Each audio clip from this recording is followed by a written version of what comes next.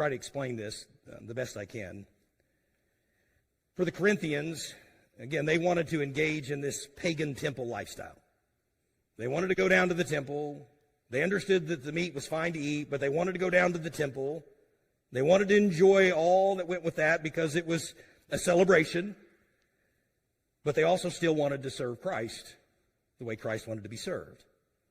They wanted to maintain their worldly dignity because it was culturally accepted and in some circles probably expected that you would enjoy the temple festivities. So they wanted that dignity, but they also wanted to be a child of God. You might say it this way: they didn't want their faith to get in the way of their fleshly desires. I want to serve the Lord, but I still want to do the things that I used to do. I want to be right with God, and I want to be in with the other believers in fellowship, and I want to be at church worshiping. But listen, I still want to do those other things as well. And by the way, I have the right to do those things. That was their mindset.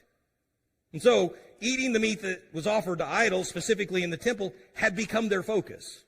It had become something that consumed their thoughts. It became so important, it didn't matter if it hurt their testimony. It didn't matter if it offended some other brother or caused them to stumble. And it didn't matter that it might be bringing them into a place where they might end up going back to a former lifestyle.